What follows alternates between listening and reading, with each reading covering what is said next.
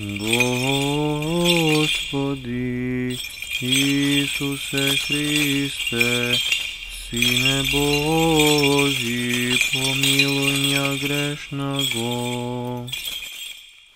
Во името на Отца и Сина и Светия Дух.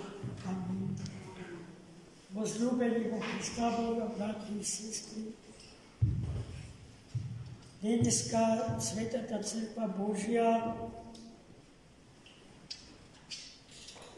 сугубо празднува.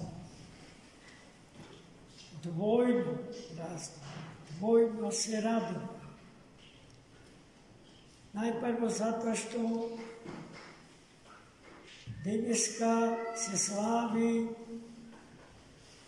slavac svetijot car Konstantin Veliki i njegovata sveta majka Elena.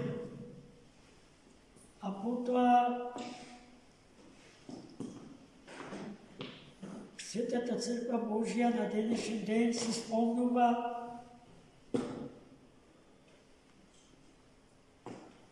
na site žitelji, na seolnici, na zemljata, na živite, za nas, ko što se ušte patuvame niz prostorot i vremeto na ovoj svet, upokojenite duši, našite roditelji, predci, sopružnici, drugari, prijatelji.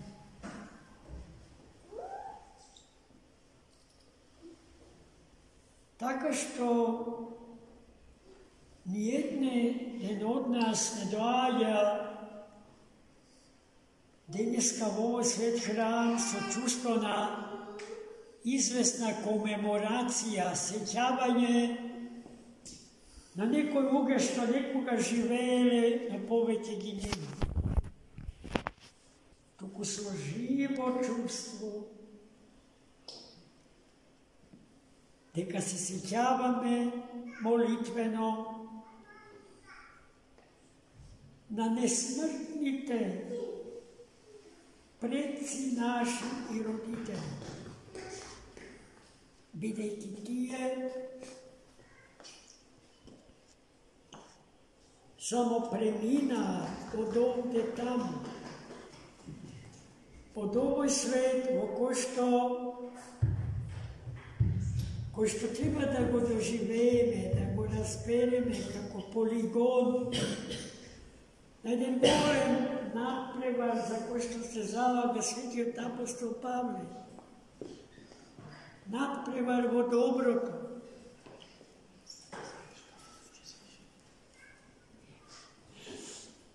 И на тој начин да се стигнеме со вечен и несмртен живот во идниот век, во безпросторниот простор на небесниот и вечен град Ерусалим. Свети апостол Павле на едно место ясно ни дава познание за нешто што и самите го знаеме, дека во овој свет вечен град не постои, бидејќи се чераквитовские повечни промени, повечно течење.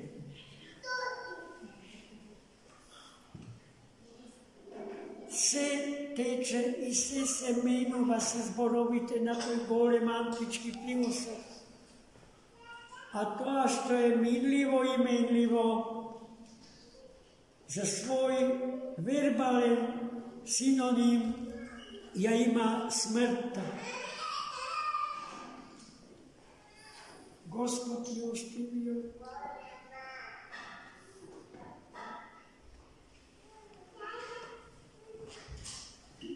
не создаде и за наша цел, што треба да ја постигнеме од течењето на нашиот релативно краток историски живот во овој свет,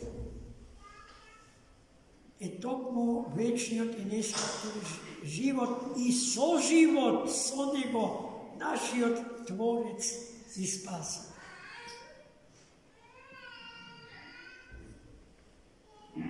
Така да ние доаѓаме да си спомниме на луѓето што ги знаеме и на оние кои што се многу побројни, а не ги знаеме, а му припаѓаат само на нашиот род, браќи и сестри,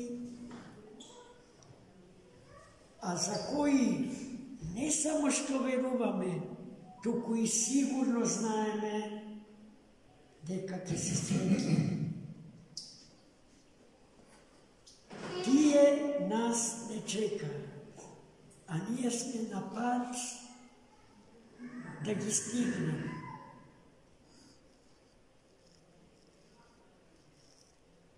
Оно што живее со сеќавањето на смртта, вели еден отец на црквата, тој не може да биде лош човек.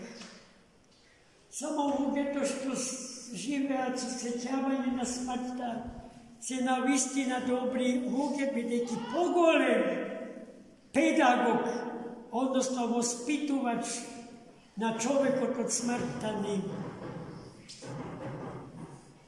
До смртта се доаѓа преку болестите и болестите имаат таа педагошка функција во животот на човек.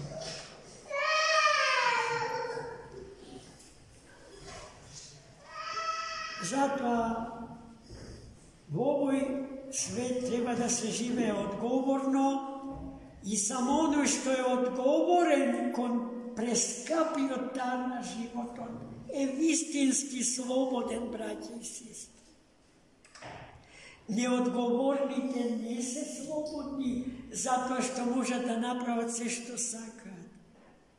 Тие ја исклучиле можноста да не се направи нешто затоа што сакам да не го направам.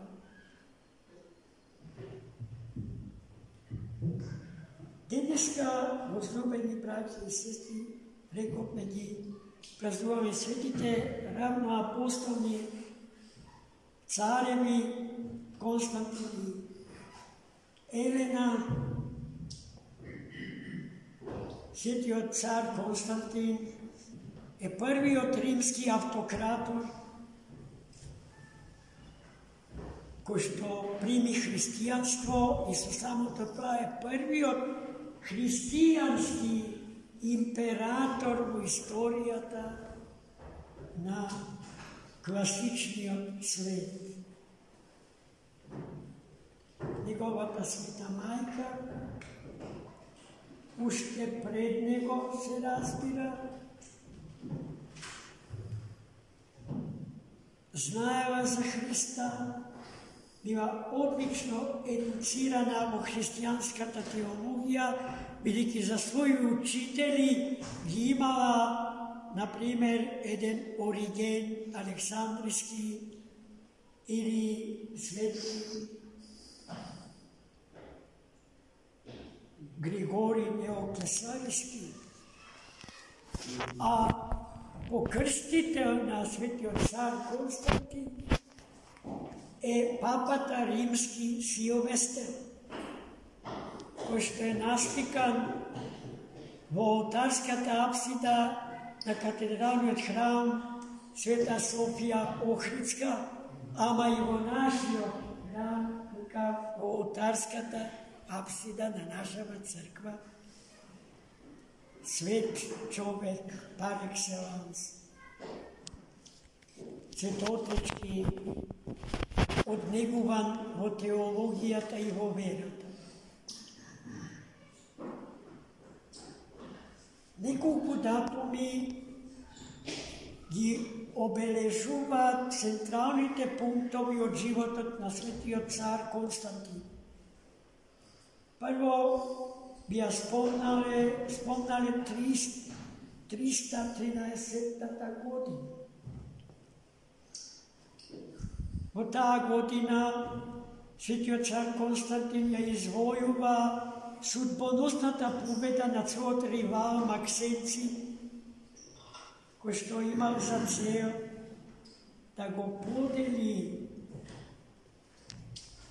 грчко-римскиот свет и не без амбиции да го освои и Рим, престолнината на таа древна и мокна империја. Бил многу посилен и поброен воено-стратешки гледано, во поголема предност од светиот цар Константин. Но по молитвите на неговата света мајка и по молитвите негови лични упатени кон Бога, еден ден пред тргнување на во таа судбоносна битка со Максенци, светиот цар Константин догледа на небото надпис испишан од звездите небесни. Со ова победувај. А на тој текст од звезди исто така бил изобразен крст Господа. И светиот цар тој ист крст го изобразил и со него тргнал во битка со Максенци. Во таа битка светиот цар победил. Како благодарност за таа победа, тој го напишал познатиот Милански едикт, со кој што христијанството го изедначил со тогаш водечката паганска религија во Римското царство и христијанството на некој начин станало по прв пат отпосле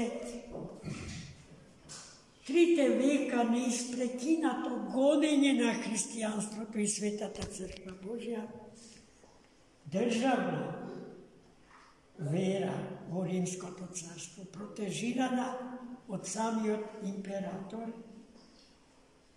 излезе од катакомбите, од своето подземно екзистирање на веделината од денот, а криптохристијаните стана легални и признати граѓани на Римското царство. И тоа е една епоха полна со контрадикции, предности и опасности, за која што би можело многу да се зборува. Но во нашата беседа немаме за цел да зборуваме на таа научничко, историско, теолошка тема.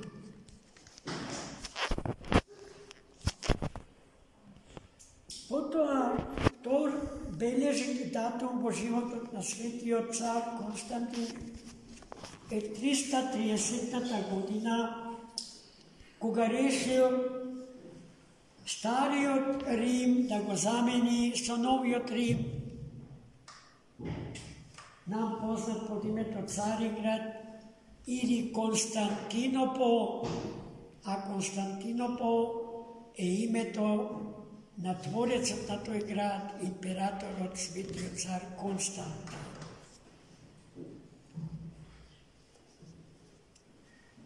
И стариот и новиот Рим ги имаме и денес. Некој ги нарекува вечни, затоа што во срцето на тие градови, ако сте биле, а предпоставам дека сте биле повеќе пати,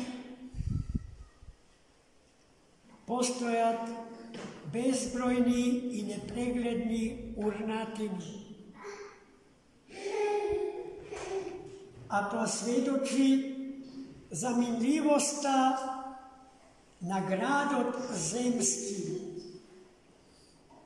кој што треба поправио да биде само икона на небесниот и вечен град Ерусалим. И потоа треба да се спомни 325-та година, годината во која што се одржа првиот Васеленски собор во историјата на Светата православна црква, и тој голем собор се одржа по заслуга на светиот цар Константин Велики, кој што бил и присутен во работењето на соборот и подписник на сите акти, на сите документи, на сите одлуки од догматски и канонски карактер. Заедно со најугледните епископи и богослови на Светата Црква Божја од 3-тиот и 4-тиот век.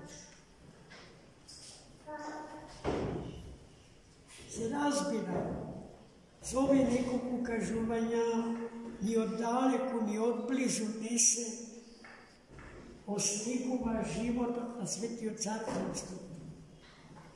За него може да се зборува уште многу. За неговата света мајка пак треба да кажеме дека по силата на незината вера и набожност го открива честниот и живототворен крст Христов во Ерусалим. За тој настан имаме посебно востановен празник. Само да се сетиме дека таа го пронајде единствениот евреин во градот, кој што го знаел местото каде што крстот бил закопан длабоко во земјата. И откако ја определиле точната локација,